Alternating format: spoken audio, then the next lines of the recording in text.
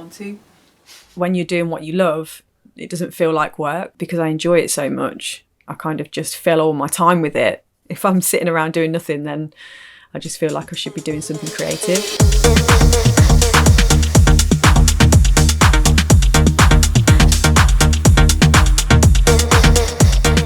Hi, I'm Just Her. I'm a producer and DJ from Brighton, and I make deep melodic house and techno.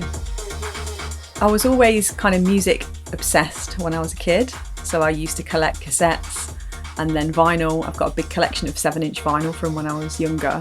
There's another layer of CDs behind these. I've got some awesome things like Massive Attack, all-time favourite album. I think it really came from my parents, my dad in particular, that just exposed me to all different genres of music, from classical to blues to hip hop. And so it just grew from there. But unfortunately at school, the music department wasn't that great, so I ended up pursuing sport instead and became a sports science lecturer. But I taught myself to DJ in the background as a hobby. And it got to the point where I was DJing every Friday and Saturday. I think that was the point where I thought, actually, I could probably make a go of this full time. This one's my favourite. So that was the Emporium. It used to be such a cool club. That's the big one, Himself Hair, that did really well in South Africa. The time that I spent as Himself Her was a big learning curve for both of us because we got our feet in the industry properly. Sometimes I do miss working with someone and having that kind of second opinion and someone to share the experiences with. But at the same time, since working on my own, it's been nice to have that complete creative control. Interestingly, because we were a male and female duo before, quite a lot of people assumed that it was him that had done a lot of the production. It was me that was the driving force behind the production. So as soon as I started working solo, I felt like I had quite a big point to prove that, you know, as a female, I could still do that by myself.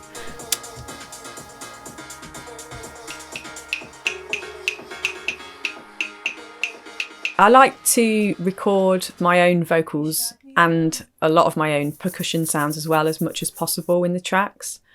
And also quite a lot of background noise as well. I live in an interesting place in Brighton and I've quite often used some street noise from outside my flat, which means there's been seagulls and people in some of my Anjunadeep tracks, which makes them a little bit more interesting. I just think it just gives them a bit of a uniqueness and a bit more warmth.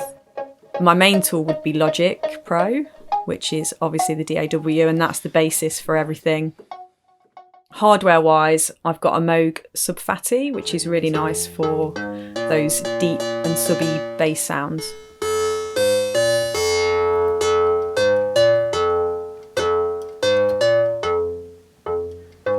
It's cool, isn't it? And then I've also got quite a few software plugins that are my go-to things. I've been using Silent One since I started producing, and I also use Serum and Massive. Quite a few in here that I've not used yet. One of my most important tools is my dictionary and book of quotes. So obviously a lot of my process is writing vocals. So I make sure I've always got these in the studio so that I can flick through and get inspiration.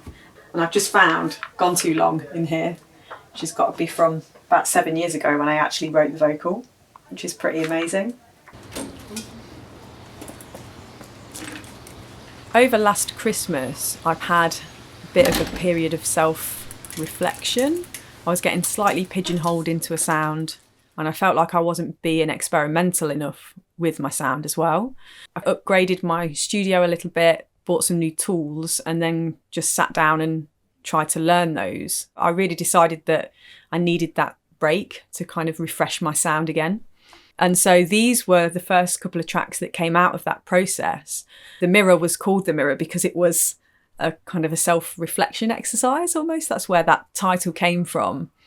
And then Love Will Save Us, it was a similar thing. It was that self-reflection and trying to put emotions into the track. But at the time I was thinking about the state of the world and I was trying to make a track that's a bit more uplifting because we all just need to love each other, basically. I'm really excited about my EP because it's the first solo artist EP that I've had on Anjunadeep. We've been working together for I think just over 1.5 years now, but so far it's only been singles on some of the albums that I've had. Been really looking forward to the point where I could actually have an artist EP, and now is my moment